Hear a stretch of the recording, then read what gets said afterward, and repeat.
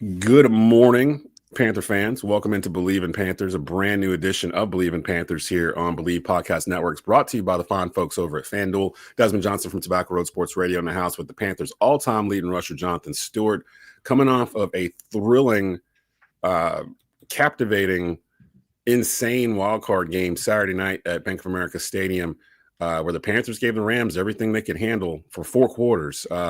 Stu, you were in the house before we get into the game, and Panthers falling 34-31 on an unbelievable catch by that tight end to stay in bounds, and a throw by Matthew Stafford. Everything about that game was just peak. Like it felt like we belonged. Like, that's what it felt like when I left that game.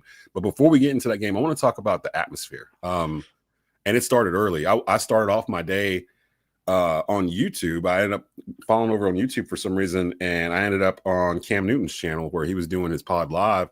And I see my guy Jonathan Stewart up on stage with Cam Newton, cutting up and having a great time. Tell me about Uptown Charlotte, leading into this game, because I had friends that went to this game and they were showing videos and pictures, and they were like, "It is so loud in here, it's electric in here, it's crazy in here." And juxtapose that to 2 years ago, where the Panthers were having to give tickets away, like literally, like they're penny tickets to come in, and nobody was coming. Describe the vibe. You're in the middle, you're in the heart of it.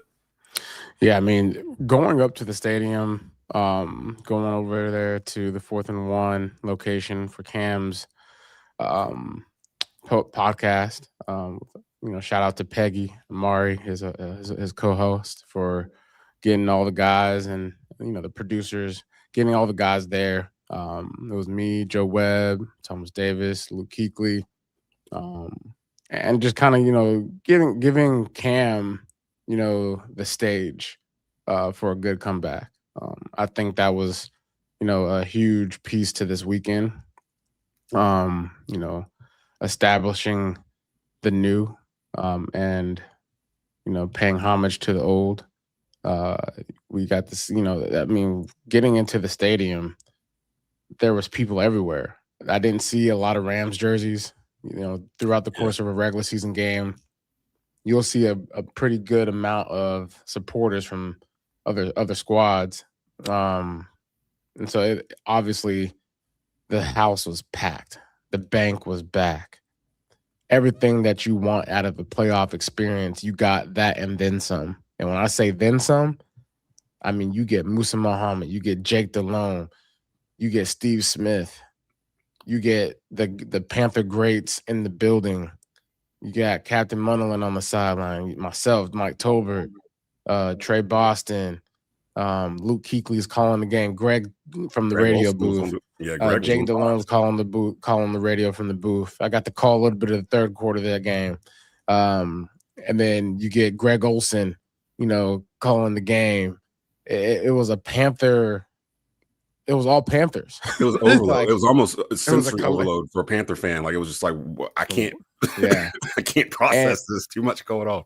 And to be honest, man, like, you had to be there too, because probably as a fan, seeing us interact on the field, dapping each other up, laughing on the side, like, that's probably something that people, resonate well with, especially, investing so much over the last several years of hanging in there as a fan for the struggles, for the tough seasons, and then to be able to have a moment that you get to watch your team take the field and play a team that you're 10-point underdog, and the energy, the wave, it felt like an electric wave being pushed through everybody's body throughout the whole course of the game.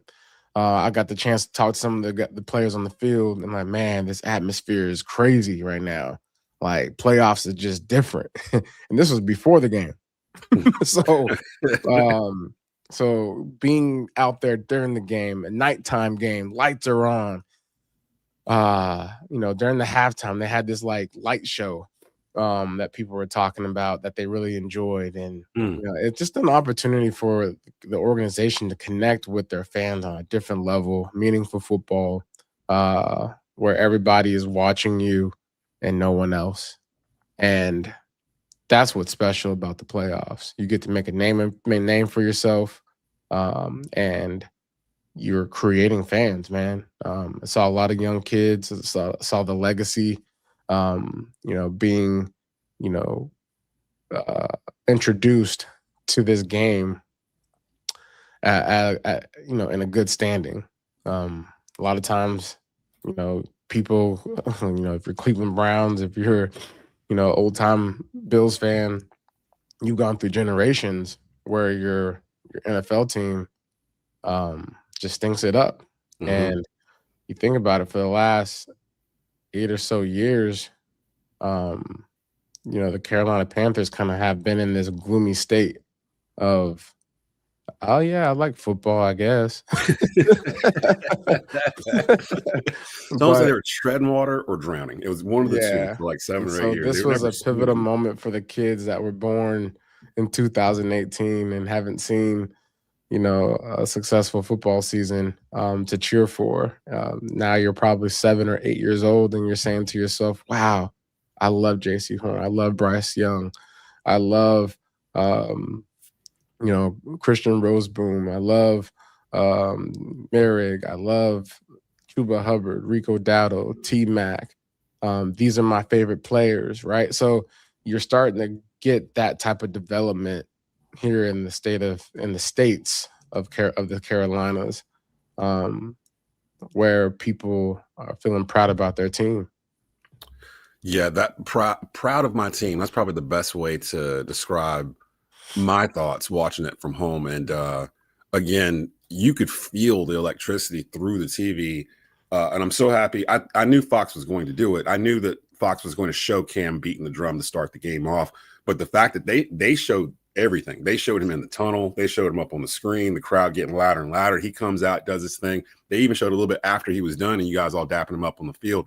And from that moment on, I was like, okay, if this group of Panthers, the group of Panthers we have on this roster right now, if they can absorb what they just saw, they can have it for themselves. You know what I mean? Like, this can be theirs. This can be, and I was hoping that they would kind of take the opportunity and run with it. And they did. It got to a point where even down 14-0, if that next drive where Chuba ended up scoring on the rushing touchdown, I was like, they kind of needed that touchdown because it was getting to a point where it was going to suck the energy out of the building. And that's the last thing I wanted to happen. But when Bryce scored that touchdown, when Bryce ran in, that place lost its damn mind. Like, it went nuts. Like, and I'm jumping up and down the living room. It got to the point, my wife was sitting beside me on the computer playing solitaire or something while I was watching it. And it got to the point by mid-third quarter, she closed her laptop and started watching the game. Yeah, bump that solitaire. You got to watch this playoff football game. She was like, I want to watch a game. I want to watch a game. And then she got into it because it was so loud. She was like, I can't like focus on what I'm doing because it feels like I'm there, like at the game, because it's so loud on everything. And that crowd was aching for a Saturday night like that. Like, we have been waiting for 7+ years to get back to that, because I think a lot of Panther fans were starting to feel like we didn't belong in a fandom term as NFL fans because of what the Panthers had gone through. And really over the past 3 years in particular, the Panthers had gotten so low that they had almost become a bit of a laughingstock nationally in terms of, you see Stephen A. Smith or whoever just brush off the Panthers. It's the Carolina Panthers. They're not good. They're not going to do anything. You can tell the ones that watch our games and the ones that don't, and then just read the box scores. And a lot of the national pundits were like that. And I think Saturday goes a long way towards putting the Carolina Panthers back in the national spotlight, because going into this game, people were saying Tampa Bay is the team to watch next year. Going into or Atlanta. The Carolina Panthers are the team to watch next year. Yeah. There was a lot of stuff in that game where I was like, oh, if we could just get this, if we could just get that in the offseason, this is going to be a problem team. And I mean, if you just think about Bryce Young alone, right? Bryce Young, everything that he's gone through, I get chills right now just thinking about it and talking about it. Just watching, a player become who he's supposed to become in the making. We got a front row seat to that, right? Yeah. And his resilience, his toughness, his awareness, the way he carries himself on the field and doesn't change up. He has not switched up who he is. And that's what I admire about him the most, because now everyone's starting to channel that energy, right? Unbothered, right? Doesn't mean that it doesn't matter. It's just, I have to stay here. I'm the leader of this team and this is how I lead. And there's moments through the course of the year, especially the game where the refs, try to screw us over. I love seeing. Please, can you be more specific? I mean, every game. No, the Buccaneers game. Okay. Right. And I love the energy of him having something to say. Right. Like, and he's earned that right to be a quarterback that can exchange some words when things aren't going right. I love. Someone in the comments said Bryce Young is Mighty Mouse. I mean, yeah, you might want to call him Mighty Mouse because of stature, but his heart is bigger than a mouse. His heart is big, is as big as they come, and that's what you want in a football player. That's what you want in a human being. That's who you want, in your inner circle. And they got that in that quarterback, and we saw it in the playoff game. Not a lot of guys can rise to that occasion to be able to be poised. There was a pick where him and Jalen Coker weren't on the same page, and he didn't let that eat him up. A lot of quarterbacks in that situation tank in the playoffs under pressure. You know what I'm saying? And what he did, what this team did, is they rose to the challenge. They were 10-point underdogs, dog. Yeah, and they was right there to win it. They was right there to win it. I was going to tell you, my dad doesn't gamble, except for like going to Virginia, getting lottery tickets back in the day, that kind of thing. He'll get scratch offs and stuff. My guy called me after he was watching our show. Him and my mom were watching our show last week, and he called me and was like, so what do I need to do to get on this FanDuel thing to make a bet? I just got this feeling about this game on Saturday. And I was like, I don't bet myself, but I assume you just get on there, make an account, connect some kind of way to pay it and get paid, and you're good to go, Dad. And he started going on about wanting to know about parlays and this and that and stuff. I'm like, I'm the wrong guy to ask, to be honest. Dad, I really don't know. 3 days go by. He hits me back Saturday morning. He was like, yeah, I'm still thinking about making a bet on this game. I just got this feeling about this game. And I went into the game with my dad's voice in my head saying that. And then everything culminating up to it. And then the way the Panthers fought, like Bryce Young, I think Saturday was finally the day for me where I went 100% into the Bryce Young corner, because what Bryce did in that game was what I've been asking for 2 years. Like, you're the number one overall pick. I need to see something that makes me go, oh, that's why you got picked number one overall. It wasn't a fluke. It wasn't like bad review of your tape or whatever. You have something different than what the other people have, and that's why you went number one. And Bryce Young, he was like this in college. I think I kind of forgot. The bigger the stage was, the more poised he was. The more poised he was. Yeah, like he's just like ice in his veins. Like he was dropping some dimes to folks. Like Jalen Coker had a breakout game that might change the order of the wide receiver room going forward next year, because he's clearly wide receiver number 2. Ted McMillan is clearly the offensive rookie of the year in the NFL, and he had a couple of catches where it was just like, oh, I wish we had done that this year. There was one they did. It was like almost like an RPO, like late in the game, where Bryce. Yeah, they ran that play twice where they had an option. They ran basically inside zone with the option to throw a swing to the motion guy, and then T-Mac over the middle. I love that play. That was some innovation. I don't think we've seen that play all year. I don't think we had, all year. And it was quick, because as soon as Bryce fakes the handoff, the ball's out. It's almost like one motion. He just hits it, and he's already 5 yards up the field, like on it. And T-Mac's 6'4", so it's like if you're going to give him the inside, he's going to catch that every time. And I'm just every time. I wish we were doing that throughout the year. Maybe they were holding it for the playoff. I don't know. Yeah, but like what I like is the fact that Jalen Coker. Gosh, Coker is not get drafted like by anyone. Listen, I'm glad he came to the Carolina Panthers. He's a diamond in the rough, whatever you want to call it.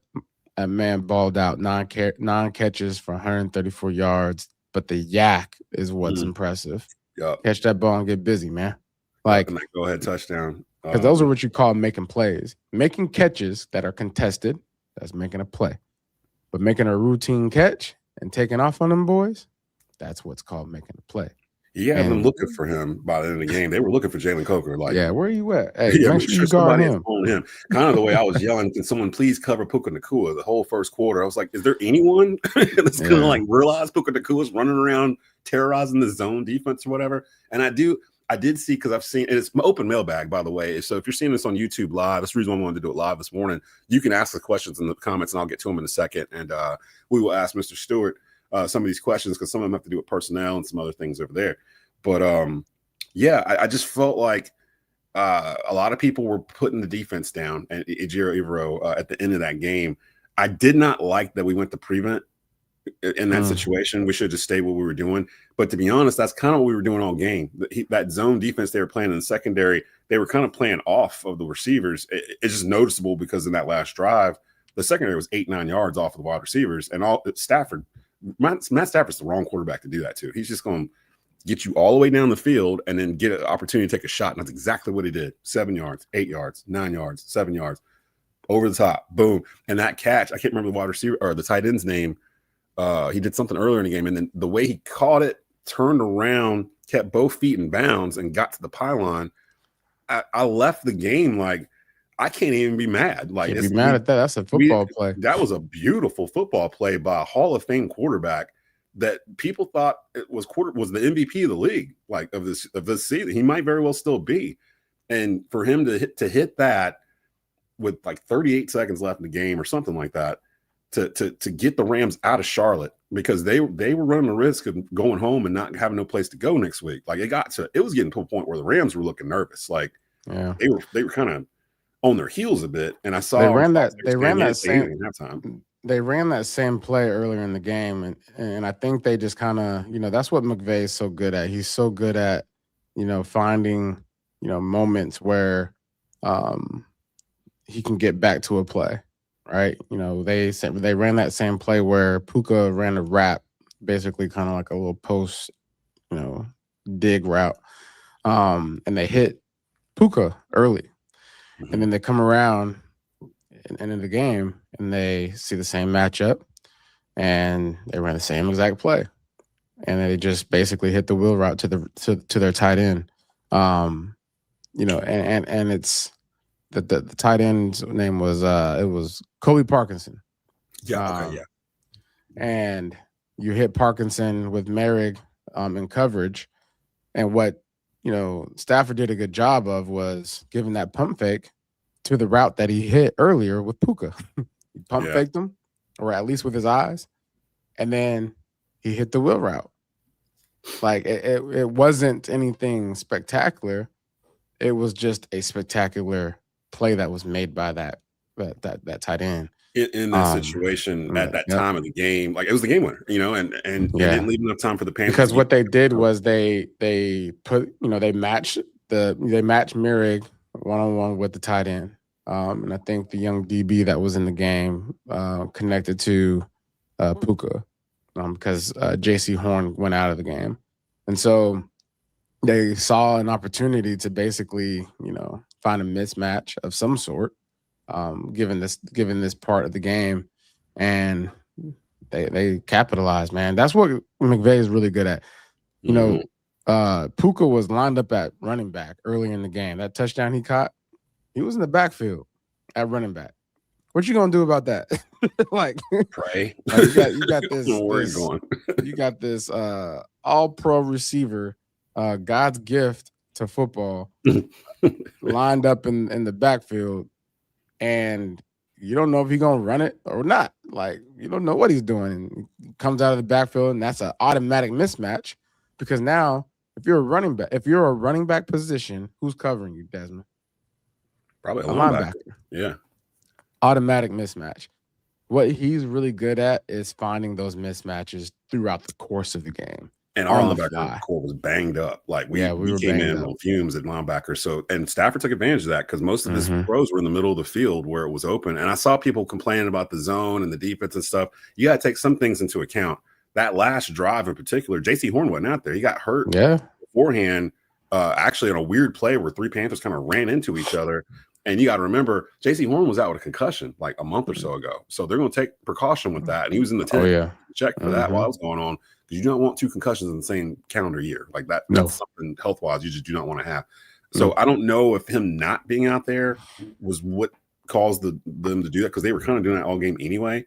There was a stretch where Stafford missed like 7 or 8 throws in a row. It was right after he had banged his finger, I think on Derek Brown or Wharton's helmet or something. Or Scorton. He was throwing forward and his finger hit. I just saw on ESPN that the test came back negative on his finger, so that shouldn't look like he should get off before the game was over with, to be honest. But yeah, he wasn't coming out of that game. He could have thrown the ball with his left arm. But saw that hand off before he's coming in. Even then, throw it. You in the way? You in the way? Got to go. We pull this thing out of here. But that gave the Panthers some light where he was not able to connect on a couple of drives. I think it was like second quarter. And by the time we got to the middle of third quarter, it kind of either he got a shot at halftime or something where he couldn't feel it anymore, and he started throwing like Matt Stafford. But some of the comments here in the comment section, Willie Smith, thanks for checking in. Willie's a Believing Panthers super fan. He's been with us pretty much rocking with us for the past 5+ years. A great season by the Panthers. Bryce Young is the Panthers starting quarterback. That's fact. I think people were questioning if they were going to give Bryce his 5th-year option. It's like $26.7 million. Yeah, they're going to give it to him. Icky Ekwonu. Yes. We need to talk about Icky. He got hurt towards patella tendon. That's a 6 to 12-month injury. Some folks don't come back from it. He just signed his 5th-year option during the season. So you want to talk about journeys? Icky Ekwonu with us. Yeah, it's going to be a long. It's going to be a hard. It's going to be a hard road coming back. Wish him nothing but the speedy recovery. He got better as the past couple of seasons went on, because he was much maligned in terms of his rookie year under Frank Wright, and then or Matt Rule, I should say. And then under Frank Wright, he just looked like a turnstile. He was just lost. But looking back on it, coaching and some other stuff probably had to do with that. He finally got to a settled system and was really starting to come on. And I kind of knew it when it happened, because it wasn't really – he was blocking somebody, but he was getting bull rushed backwards, and it wasn't even hard. He just kind of took a step. He took a step and couldn't load. It was his load step, and he felt something go off and couldn't stand it, and so went down. But one thing that we have done is we fit, like, our offensive line coaches, the staff, they've done an unbelievable job this year of the rotations and just making sure guys are ready. And so, looking at this offseason, you're going to have injuries throughout the course of the year. Sure. Depth is going to be the number one priority, in my opinion. Yes, get the best guys, but get the best guys for this team, but also get guys that are coachable. Get guys that are willing and able to develop, to be developed, because the Panthers, there's a lot of guys on this team that belong and that have the makeup of what this organization is looking for.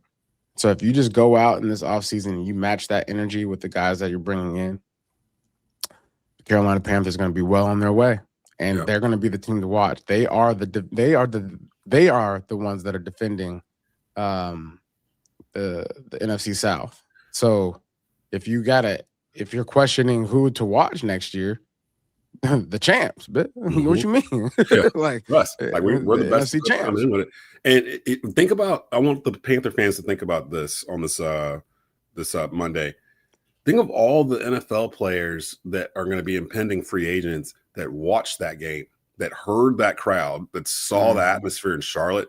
Who would not want to play in that atmosphere as an NFL player? Like, that's really rare. I think the free agent market is going to be like, okay, Cam came back in the building. Okay, they treat the veterans nice. Okay, nice light show. The history going. They got everybody in the building. They supporting. Concessions are good. Let me go out there and check that out. Let me help Bryce out. That's how it goes down. Like the year before 2015, y'all were 7-8-1, won the division, came in, beat Arizona in a playoff game. Like guys like Peanut Tillman, Roman Harper, Jared Allen, grizzled vets that come in here and we kind of did that a little bit on defense this year where they went and. I remember there was a defensive tackle that kind of was with us, and then he went to the Patriots in free agency. We didn't land him, and it was almost a blessing in disguise because it gave us money to get like 3 other guys instead of just the one. One of the guys I want to talk about that Dan Morgan brought in here on defense that you've been high on all year that deserves his flowers today is Michael Jackson. Hey, King of Pop, baby. King of Pop. Like, he had another pick in this game. He looks like a number one, don't he? He looks like a number one. What the last 6 weeks of this football season, he was arguably the most professional, elite football player on that field. He did everything right. He had a coverage. They showed it in replay where it was just him. I think it was Nakua, where they were right in the red zone, and they showed it from above. And Mike Jackson is mirroring everything, like without seeing. He's on the wide receiver. He's mirroring the wide receiver while he's backpedaling. He turns around and disrupts the play where there's just no way for the wide receiver to catch it. And I'm at home like, that was a textbook cornerback coverage. Like, you can't do any better than what he just did. That's the way you draw it up, like with the little stickman or whatever. Like, this is what you're supposed to do. He did it exactly. Like, there was no way to throw a ball in there, and Stafford tried, and it was incomplete. And I was just like, man, Mike Jackson is on something else right now. Yeah, you ain't catching nothing on Mike. Mike was all of that. Man, when Horn went out, Mike Jackson became the cornerback that I think Stafford was trying to avoid on the field after that interception. But I wanted to give him his flowers there. And again, it is Mailbox Monday, so you can chime in on the YouTube channel here on Believe. Mike Jackson's PFF ratings, for all those that are into the PFF ratings, Mike Jack is at 83.5 this year. That's pretty good. That's pretty doggone good, I would say. Good. That's pretty good. Coverage, 85.8. Okay. Now, like a blanket. The best year he had before that was in 2021. I guess that's when he was when he was with the Seahawks. Yeah. Last year he was a 67.2. When you talk about a guy that's willing and able to develop, this is who we're talking about. And you already know he got that dog in him. You know that's Dan Morgan's guy. That's a Panther. That is a Panther. Like when because he went to Miami, dog. He was a Miami Hurricane. And when Greg Olsen said that on the broadcast, like, oh, okay, that kind of explains a little bit. So he's a dog, and this is who you want to. These are the types of guys that you want to build this program after, because he was a guy that came in here hungry, upset. He said to him, "I'm the king of pop. Why are you gonna sell me for a bag of chips?" Yeah. Huh? He had something to prove this year. And because we even kind of questioned it when they signed him, I was like, well, I guess he'll be cornerback too, opposite Horn. We'll see how it goes. But really by week 3, week 4, we were not questioning Mike Jackson's ability to be a starter in the NFL. And by middle of the year, we were cheering. We were cheering for Mike Jackson. Like, we couldn't wait to see him play. The best players on the team this year have like Mike Jack, Jalen Coker, T-Mac, Taylor Moton, Damian Lewis. Yeah, Bryce Young. Yeah, you starting to get these pieces to be able to actually say out loud, like, this guy's really good. Nick Scorton, he's going to be good. Really came on second half of the season, like the light came on for him for the rookie. Yeah, he was making impacts every single game. Now there's some that I still have questions. Xavier Legette being one of them. Panther Guy 7399 asked, "Fun season. Do you think Legette could try being a tight end next season?" No, I don't think they're going to do that. I think they're going to try to see if they can make it work a wide receiver. Still, he still has all the physical attributes you want at wide receiver, but again, he hadn't played that much collegiately football. Like, he hasn't played a lot of organized football to begin with, so he's kind of learning. Unfortunately, Jalen Coker was behind him on the depth chart, and Jalen Coker ain't learning. Like, Jalen Coker knows how to be a wide receiver and like kind of surpassed him, but they traded up into the first round to get him so they could actually offer him a 5th-year option if that opportunity presented itself. Doesn't mean that they have to offer him a 5th-year extension. It just means that they can if they want to. So we'll keep an eye on that. Some other stuff that was in here. A question for you, Stu, from Panther Gal 7399. Jonathan, what do you think was the reason Rico's yardage fell off like it did? I mean, Chuba getting healthier, right? If we can recall, Chuba was a starter to begin the season with, and then he had the calf injury. And then when you get injured, you're not always coming back fully healthy. And as he got healthier, they started splitting carries. And I think Rico also was dealing with some stuff, right? And they wanted to make sure they did some load management for both of their backs, because at the end of the day, you get to the playoffs, you want to have at least one of them, right? So, just one of them, so I think it was a little bit of like just their mindset on, load management and finding the right rhythm, finding the right play calling that would establish, the run game. We were suffering towards the end of the year there, finding it. It was almost non-existent at times. And I think, you look at this past game, it was still hard to find those lanes. The And Rams front is very, very good. People don't take that into account either. The Rams defensive line, they think they fell off because Aaron Donald retired a couple years ago. Yeah, No, they've actually been hitting. They're very, they are a fast defense. Yeah, I think yesterday we did way better when we were just leaning on them and just, running in between the tackles downhill. That's where we were getting those tough yards with Chuba. I think, the tough yard football games, that's something that is a lot of wear and tear. And you're going to need more than just one guy. And you're going to want to lean on the healthier guy. And so that's just my opinion. I would have loved to see Rico run for 200 yards every game, but that doesn't happen every game. No, right? That was magic when it did. That was magic when it did.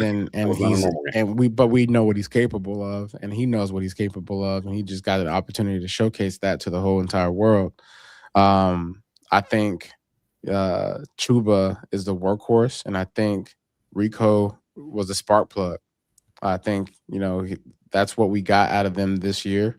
And hopefully, looking at this offseason, you go through all the run plays, you go through all the calls, you go through everyone's strengths and weaknesses, and you figure out, okay, when we do get in a bind, this is how we can be creative in finding ways to run the ball, even when we can't, right? So that's all, man. It's all a learning curve for all these guys. There's so many intricacies that go on throughout the course of a game, throughout planning, preparation, throughout the week.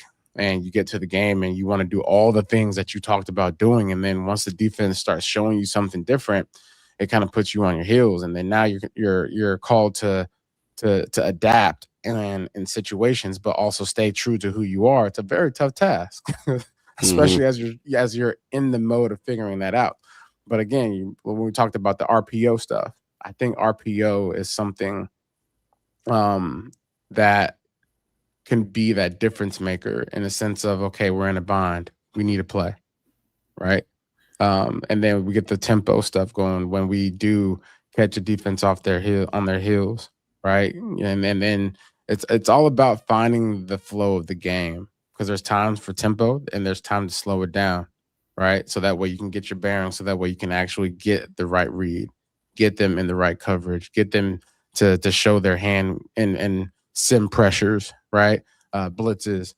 Sim pressures, basically guys acting like they come in the A gap and they back out last minute type of stuff. So you catch them in the timing aspect of things. So that comes with, I think we started figuring that out towards the end of the year.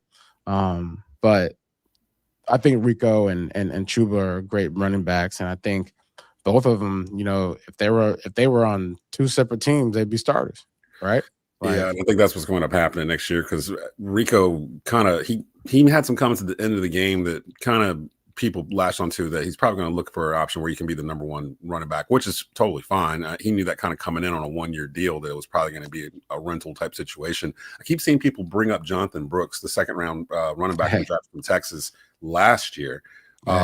I'm like, everyone hold on a little bit. Like, I don't want to throw a bunch of expectations on this kid, not know. We ain't gonna be no expectations, but I can tell you what to expect. Have you seen him or anything? Like, yeah. Okay, so listen, how's he look? He's been around the building, and he's been at every game. He's been at every game.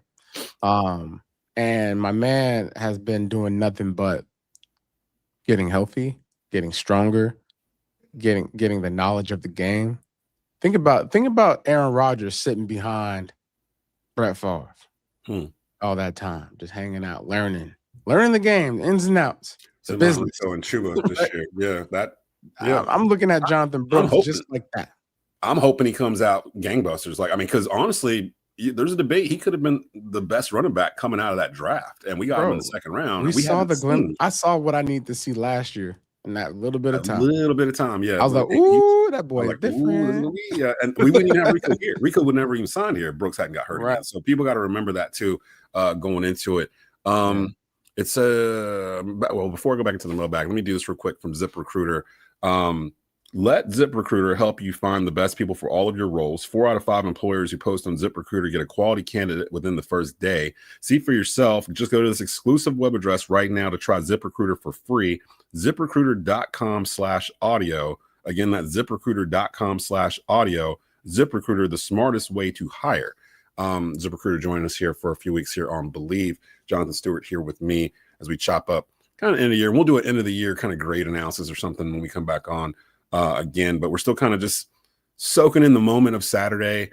I got on a Panther, hoodie today that I wanted to rock because I'm just so proud of the organization and the team. And I heard Derek Brown's comments. I heard some other people's comments after the game, and heard Coach Canales' post-game speech where he basically echoed the same thing.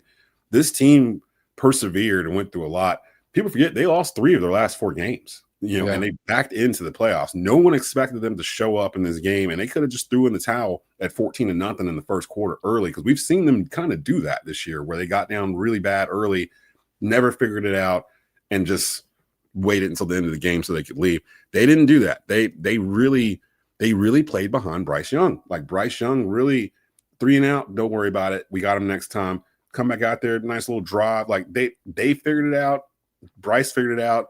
Dave Canales took a step up in terms of play calling, in my opinion, because I thought he called a brilliant second half in terms of what they were doing and trying to take advantage of the Rams, because their secondary was kind of their weakness. And we thought maybe going into it, the Panthers would run. Yeah, they were really thin. That Rams, really thin the secondary. The Rams, they're long, but they're thin. They not big. They can't necessarily be as physical when they're contesting, catches. And we've got 6'3", 6'4" wide receivers out there running around like cyborgs. So it's like Dave Canales realized this. Like, cyborgs, a bunch of cyborgs running out there catching ball. So instead of being like the obvious, let's just pound our running backs to this brick wall of the defensive front they have, which we just said was probably the strength of the defense. Let's put the game in Bryce Young's hands, and let's go see what happens. And you know who about to get paid? Who? Jalen Coker. He should. At this point, he should. I don't know what his contract is. I think he's about to be a free agent, actually. They'll tag him or something if they can't get something done. But yeah, he ain't leaving the building. He's about to get paid too. Mike Jackson might need an extension. Double whatever Derek Brown's getting paid. Just double that. Just give him some more. Just give him some more. You good? You okay? You got enough to eat? You're okay? Everyone that was supposed to contribute and do their role basically did. It was one of those things where it's like you're playing a team that's supposed to beat you. They're picked by many to go to the Super Bowl. You were 10.5 point underdog going into this game at home. It's the largest margin for a host team to be underdogs by in the playoffs, I think, ever. And I had Gab Gowdy on from FanDuel last week. We were looking at it. We were talking about it. And I was just like, have you ever seen anything like this before? She was like, no. And it's weird because all the other wild card games, whoever was favorable 3 or 4 or something like that. All except for ours, it stuck out like a sore thumb. It's 10.5. Yeah. And I was like, there ain't no way that the Panthers ain't gonna cover that. They've covered all year, win or lose. They've always covered the spread. There ain't no way we're gonna lose by double digits at home with all these legends back in the house. And it wasn't raining. I was worried it was gonna be raining throughout the game. It literally stopped right before. It was a perfect day to whoop some tail. Yeah. And they almost did. And I'm okay with that. And I woke up the next morning. I texted you, and I was like, in my head, I'm like, okay, he's down there with Cam Newton, Steve Smith, and all these dudes. There ain't no telling by the time we'd be able to do this pod live on Saturday. It'll be 11:30 at night, and by then he might be drunk. So I don't know where Stu is. I don't know if he's uptown Charlotte. I don't know if he's I was uptown. We was out there doing the post game with the audience and all that. So I was like, if we would have won that game, boy, I would have. Oh, we had won. I'm like, we're gonna just go ahead and go. Anyway. I would have had a couple of brewskis up there on that podcast, on that radio show. It felt so good to see all the Panther legends, because again, it felt like when David Tepper first bought the team, he was trying to go away from Panthers history and create a new Matt Rule was trying to go away. That's what it was. It was Matt Rule. David Tepper never really did that, but the whole won him. They took the keep pounding away. They took the drum away. They took that off the field and stuff, and it turned Panther fans away. It made us kind of feel a certain way about it. It's you don't do all that, you better win. Yeah, you better win some games if you're gonna do it like this, and he didn't. So it flipped us on him really fast, and slowly but surely, some of the Panthers whose, I guess, bridges had been burned by previous regimes or whatever, Steve Smith, Cam Newton, those bridges started to get repaired. And my wife was watching the show when I was watching it last week, and she noticed there was a stretch of it where you were on your phone, and then you looked up, you're like, I'm texting Cam right now to see about getting him in Charlotte next week. And shout out to Sheena Quick over Fox News, Fox Sports Charlotte. She kind of started this on X, where she's like, let's start a campaign to get Cam Newton to Charlotte. And every Panther content creator I could see online was just tagging this dude like all week. Like, when you coming to Charlotte? Are you coming to Charlotte Saturday? Are you coming? Are you coming? Are you coming? And by midweek, I guess the Panthers and Cam had gotten together and hashed some stuff out. And I don't know what behind the scenes, what it was exactly that the way I know he said some things about how the organization had kind of treated him post career wise or whatever. But I'm glad that they got it worked out, and I'm hoping that. And I'm glad the timing was what it was too. You know, obviously you don't want animosity or whatever was going on, how big of a deal it was or not. But for him to be able to come back as a retired guy, as I'm retired, it's always great to be able to come back home and be accepted and to be loved on and to be cherished. You know, that's just like a college. When you go to college as a kid, you come back home for that home cooked meal, and you just, man, I feel better now. Let me go back. Now I can go back to college and handle business. Yeah. You know, that's what, I think you can kind of compare that, to being back in the building, and for Cam, for it to be that long out of pads, and to be received and to be welcomed on a stage, such as a playoff game, first playoff, appearance since 2017 when he was here, and to be granted the opportunity to basically, start a new beginning for the Carolina Panthers as far as what the expectations should be and how we're going to uphold those expectations as fans, as leaders of the organization, as veterans, as a community that leads the charge for the Carolina Panthers, and just watching him take it all in with a smile, and just also just like this, the look in his eye of, man, I'm like, I'm super grateful, and that's what makes it all worth it. He had a look on his face when he came out that tunnel that he was like, almost like shocked, almost like I think he knew he was going to get a fan reaction when he came out. He's going to get a fan reaction forever. But the sheer adoration of the crowd of seeing the guy that led this team to the peak of peaks that we've had as a franchise, like for its history. Because, bro, there's no feeling like you can't match the energy of coming out of that tunnel, doing something spectacular on a football field, scoring a touchdown, breaking a long run, like the Seattle Seahawks playoff run that I had, like out the gate. That was the energy from that run.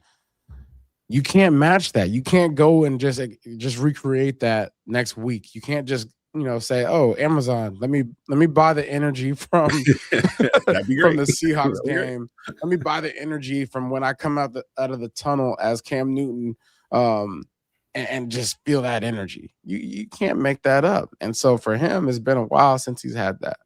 And so whatever, and a lot of guys right there by his side too. So I mean, it felt like a new beginning, like you said, like a new beginning from with the blessing of older chapters, I guess is the best way to put it. And that was the best way to do it, because before the Panther front office tried to do it without the legends, and that was wrong. And they realized that the error of their ways and started slowly bringing you guys back in. You started coming back.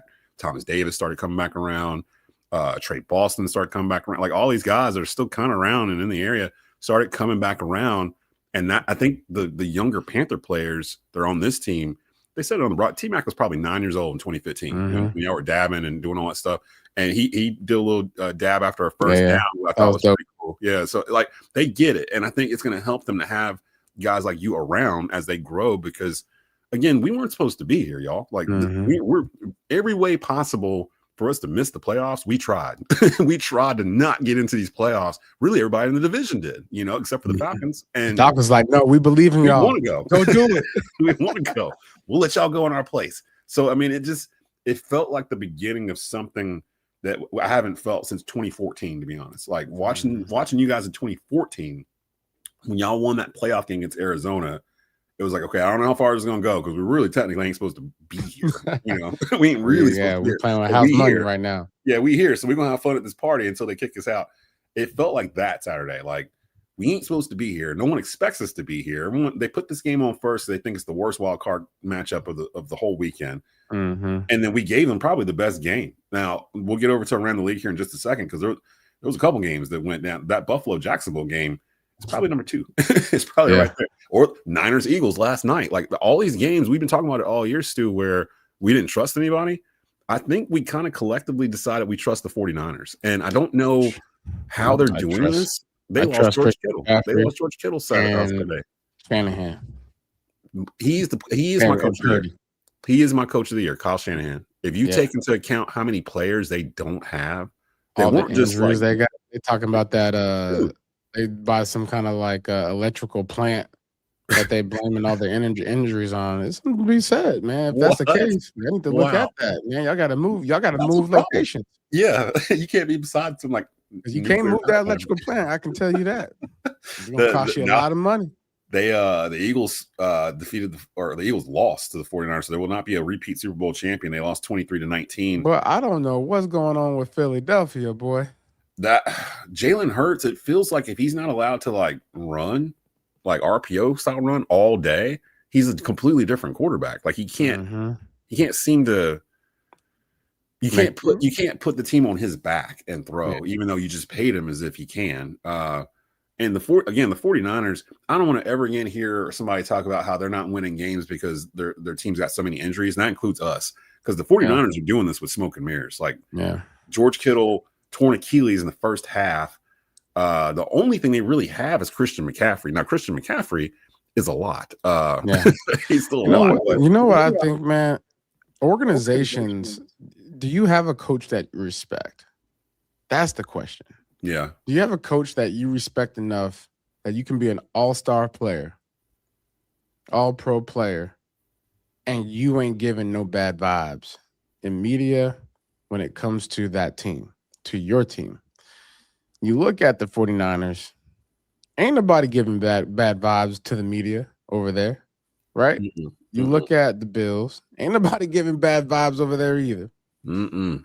You look at these Philadelphia Eagles, they've been giving off bad vibes all year. Yeah, something ain't right. Something ain't right in that house. And to me, that says a lot about, it's like when you're raising your kids, right? And your kids go out in public. How do they act when they go to somebody else's house? They better act right. Do they cut up? Do they act out? Right? They better act right. You better act right. And the Philadelphia Eagles with A.J. Brown, man, I know there's a lot going on. And there's probably a lot of things personal going on for him.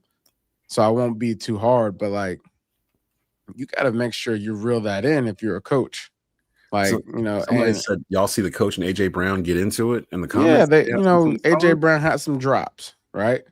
And you on national television now. And they already talking about you. They already saying, this and that and the other. And so I don't know what he went down there, and he said he said that he was just trying to get him off the field because they had the special teams out there. Nah, other coaches could have got him off the field. You went down there because you felt some type of way, right?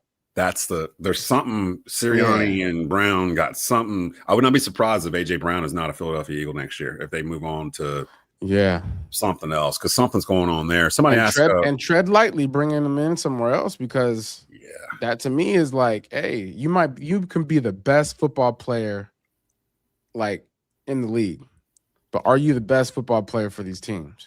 Right? A place I could see him go that would actually fit, and they have a track record of dealing with feisty wide receivers. Pittsburgh Steelers. Mike Tomlin, who's going to be there. Tomlin, get him right. Hey, look, right. You come in here, you gonna act right. Yep. Or else. And Aaron's going to still probably be there. Well, I don't know. Houston and Pittsburgh and play Steelers are playing tonight, so we'll see. in that matchup there. Someone was asking, what do you think was the best wild card game this weekend besides ours? Man, you got a couple to choose from here. Philly and the 49ers went down to it. Bills and Jags went down to was it. really good. The Chargers just laid an egg against the Patriots. Chargers. Crap out of Justin Herbert. Yeah, I try to tell y'all what I say. What I say. The Patriot way, not the Chargers way.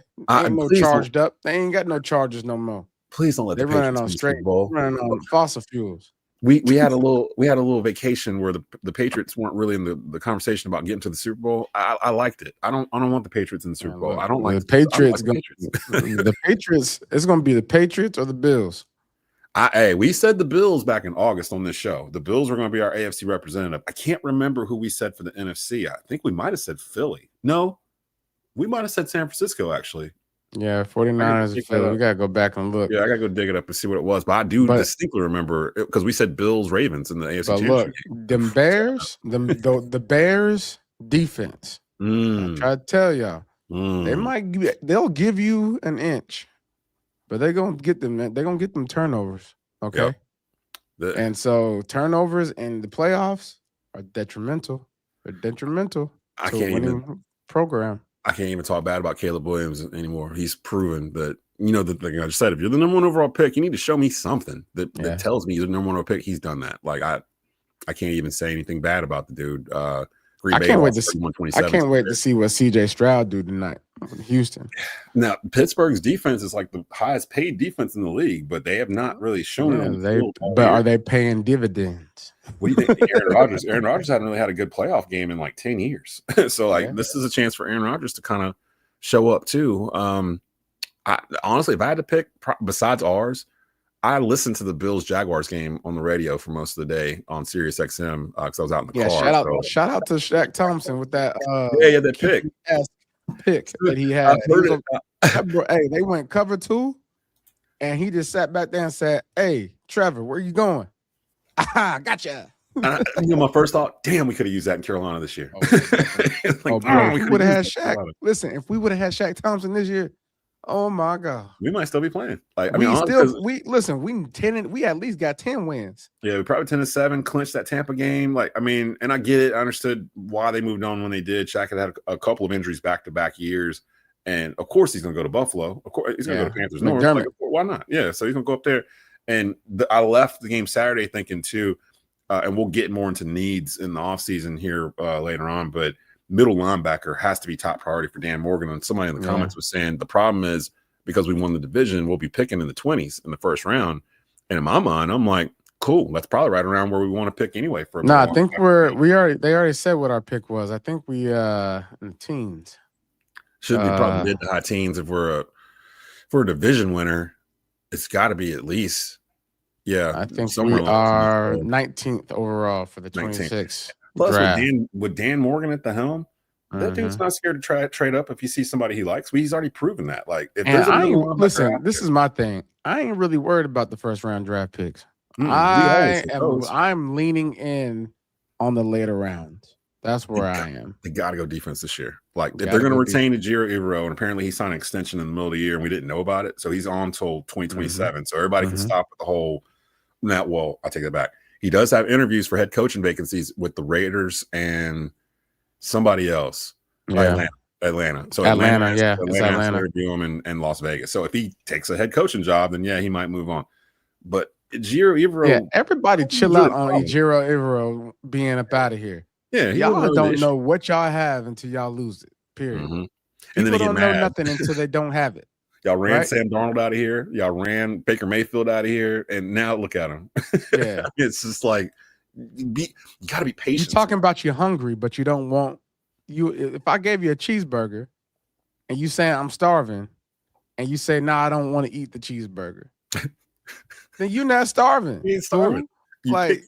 But hungry. You'll know when you're starving. I can tell you that. That's when you're gonna be eating that cheeseburger, shoes or whatever. If you hungry, if you starving, it don't matter what gets put in front of you. But yeah, man. But like when we have been, what I'm saying, we have been a team that has been starving, and we are not starving our defense is not 32 in the league. It was 32 last year in the league. Easily. And we had an offseason with Dan Morgan. And just think of what can possibly happen in a second offseason with Dan Morgan. Well, now he can go shopping now for food that he don't even need in the house. Like he's looking for like those fudge covered Oreos and let me get that. Like, hey, I want that get that tomahawk prime steak. Yeah, I want that. I'm here for it. I'm here for it because he's gonna give me some roast too. Because I'm gonna put it in my my crock pot. And the thing is with him, you don't know. We learned this last year when they drafted Ted. We don't know what their priority is in the front office. We have an idea of what we think we need. Bro, Desmond, if the Panther fans really knew, then why would they have a job? Exactly. The fans should be the coach. They should be in the front office doing all these decisions. If that was the way it worked. But Dan Morgan, everything he did in the offseason led to this playoff run in terms of getting in and the Saturday night. Hold on. So all gas, no brakes. Why the F does Evero play soft prevent coverage in the worst situations? Okay, let's break that down for you, young sir. Get him. All right, so you have Jimmy Horn leave with a concussion late in the game. All right. You play soft zone coverage because you're banking on your front four getting access to the quarterback, right? Okay? Because you don't want to give up chunk plays, Desmond. Chunk yardage plays that could, that would hurt you in the long run, right? So Jimmy Horn goes out. You have to play soft zone coverage, prevent defense in that situation because you're playing against Matt Stafford. You either going to die by the deep ball or you're going to die by 1,000 cuts. Okay? So the short to intermediate passes, they were converting on that, moving the chains and getting closer and closer to field position to either kick a field goal, to either score a touchdown. In this situation, they had to score a touchdown. So they didn't need a field goal. So you absolutely have the right to actually add into the equation, yes, soft zone coverage. As long as we keep them out of the end zone, we should be straight. They had to have a touchdown, right? They had to get a touchdown. So that's part of the reason why you saw a lot of that soft zone coverage. It just so happens that you're playing in the playoffs, man. The guys out there trying to play the best ball that they can possibly play. Let's not forget who was the quarterback on the other side too. Yeah, Matt Stafford, a Hall of Famer, man, MVP candidate. Like, like this wasn't like a situation where it was just Joe Blow out there playing quarterback and we were scared of him. No, we didn't want Matt Stafford to beat us over the top, which is he would have tried to do with Devontae Adams and Puka Nacua running around out there. Like the Rams took what we gave them on defense, which is what a good offense is supposed to do. And the Rams offense is one of the best offenses in the league. We need to keep that in mind. Both games we played them, they scored damn near 30 points both times we played them, and the time we beat them, we had to force 3 turnovers. We had to score late and they still almost won. Like, so it's like the Rams are a really good team. It's not necessarily, that's the thing that bothers me sometimes. It's not necessarily what we did wrong. A lot of times, this is the NFL, y'all. Sometimes the other team, they get paid too. Sometimes they executed better than we did. And we're a young team. We're still learning how to do this. The Rams are not. The Rams are not a young team. They've been here like before a couple of times, actually. Their division, they had 3 12-win teams in the NFC West this year. I don't even know that's ever happened before. Like, that's a lot. And the Niners might be the best team in that division. They're going to play the Seahawks next week, so in the divisional round. So we'll see what happens there, because one of the teams we did not trust was Seattle and Sam Darnold. So this would be the time for them to fall if that was going to happen. Although they got to go to Seattle to play it. So, and dealing with that. I don't know, man. I'm really liking Seattle. Really? See, people are starting to come around on them. That defense is way better than I thought it was. That defense is wicked, man. Yeah. But the Niners, man, the Niners are cooking. Like, Brock Purdy is throwing the dudes. I don't even know who they are. Like, I don't know. I just think that, what's his name? George Kittle. Yeah. He tore his Achilles last night. And so I think that's a big part of I think it's a big part of what they do. Christian McCaffrey had 102 catches this year. I think it's 6th in the league for catches. That boy. Running back. Listen, I ain't surprised. I'm not surprised. I heard it last night. I was like, that's not surprising, but damn, that's they're gonna start. They're gonna call he's a running back and a receiver, so they're gonna call him a run receiver. Something. What was the term way back? Flanker. They're gonna give him a whole different position. They're gonna call it the McCaffrey. Hey, you are playing the McCaffrey position. You good with that? Yeah. Okay. Like the robber position that they started running on defense. Let's send it right here on this note. Matthew Glenn 7405, and thanks to everybody that came in. We had a feeling we were gonna have a pretty decent sized crew come in this morning to kind of all collectively get together and talk about what we saw. He's asking, it disappeared on me. Oh, no. I'm sorry. Ray Z301 is asking, if you had the opportunity, what would you do differently this season? I would have opted for more preseason reps so we didn't start slow. I think if I could do anything differently this year, I would have hoped we could adjust better at halftime. I think a lot of the games got away from us because we did not adjust the way we needed to at halftime. I don't even know if that. No, I take that back. I don't know. I don't know what I would do differently this year. Some of the games we lost were games we were going to lose regardless, in my opinion. Buffalo and New England in particular. Mm-hmm. I would have beaten Tampa Bay the first game, so we wouldn't have to sit around and wait for Atlanta to help us get into the playoffs. That would have been better. But the result was still the same. So I don't. What would you do differently? Yeah. Is there anything different? I think we did I think they did what they were capable of. There's really no sense of going hindsight and looking back and what would you have done differently, because you actually saw a team go through highs and lows, and they went through their lows. They experienced their highs. And I feel like they've learned every time from their lows. And I just think they have enough firepower this year to make a difference. And I think they made a difference this year. They made it to the playoffs. They did what they were supposed to do within the division.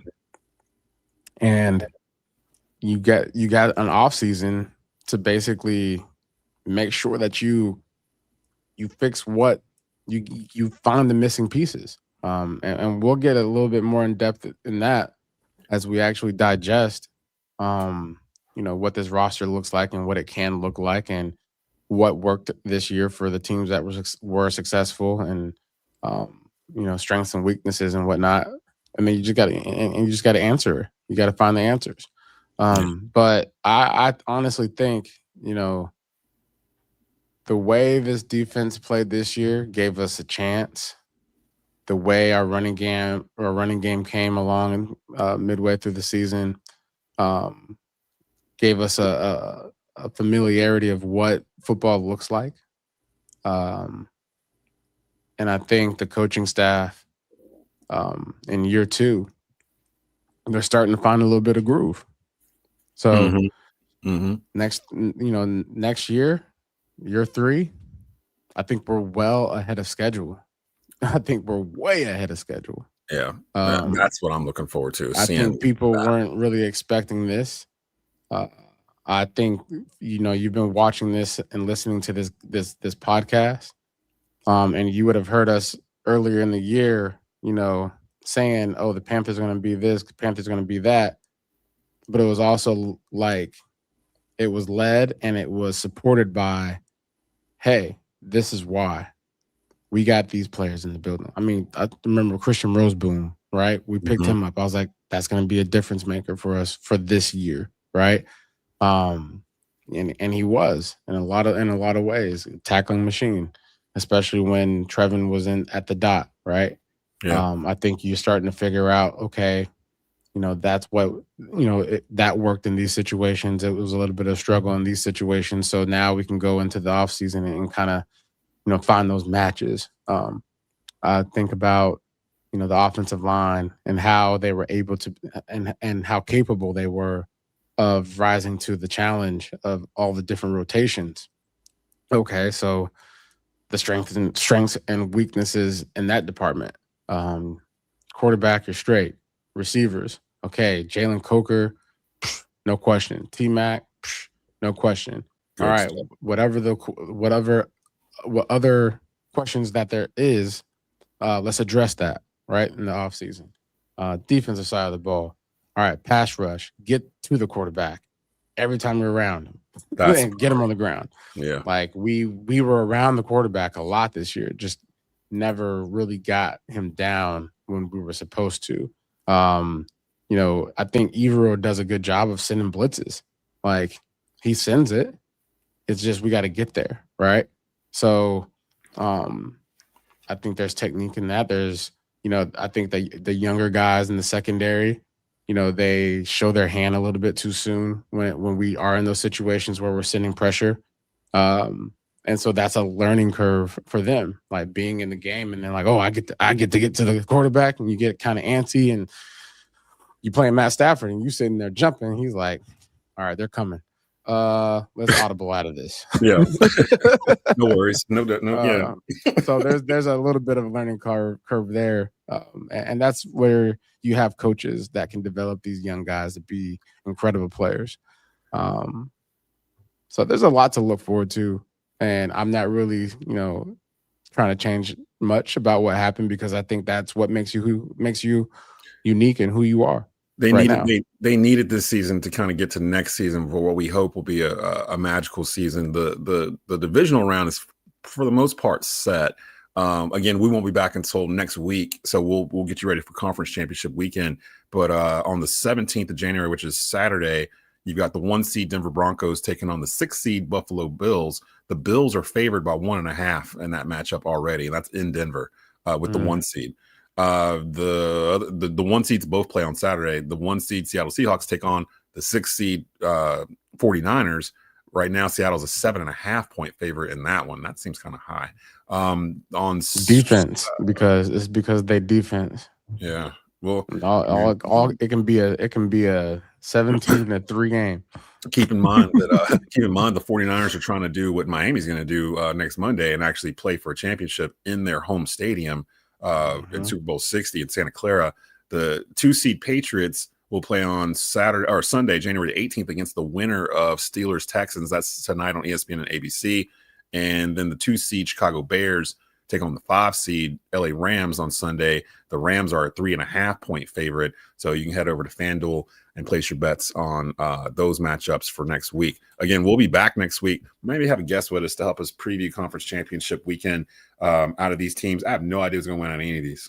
Like all these are sitting here. I'm just like, I have no clue what's going to happen. Although at this point, I'm kind of like, well, if the Rams, I'm the type where if somebody beat my team, I kind of go, I hope that team gets really far and wins, because then it justifies them beating my team. So I'm kind of like, all right, now I kind of want the Rams to kind of get pretty far ahead.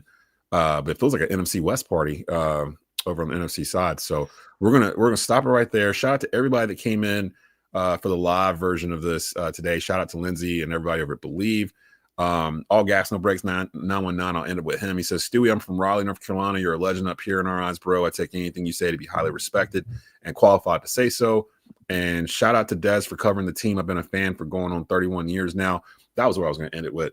This is the end of year 6, I believe, of me hosting Believe in Panthers. This has been by far my funnest season covering this team on this pod, where we've had seasons where after week 4, week 5, it becomes a chore just to get this out because of whatever we saw on Sunday from the Panthers. And this team always gave us something to discuss, something to talk about. And between this is the biggest season we've had on Believe in Panthers in terms of viewership, listenership. Shout out to all the guests that have come through in the season. Steve Smith, Captain Munlin's been here a couple of times. Chris Lee from WRAL, Jim Zoki from the Panthers Radio Network's come through here. Lola Tatupu came through on one of our more watch shows, actually, former Seattle Seahawks player. So it has been a blast. And having the expertise of having my guy Stu in the house and converting him from a player into a Panther fan the past couple of years. Super fan. Yeah, that's you guys. That's the fans. You guys have helped do that. And I've learned a lot of NFL players aren't like that. They're not really fans, like following the team like that. And I feel like we've been able to do that over the course of the past couple of years. So I'm looking forward to whatever comes next. We're not done with the season. Again, we'll finish previewing the rest of the playoffs through the Super Bowl. We typically take a little bit of a break after Super Bowl. We come back, get you ready for the draft, and then we take our summer break. So we'll be back next week, and we'll get you ready for conference championship weekend when we are back next week. Make sure you rate and subscribe over on Believe's YouTube channel and any place you get your audio podcast. But for Jonathan Stewart, this is Desmond Johnson. You've been watching and listening to Believe in Panthers podcast here on Believe Podcast Networks, brought to you by FanDuel and ZipRecruiter. Everybody keep pounding.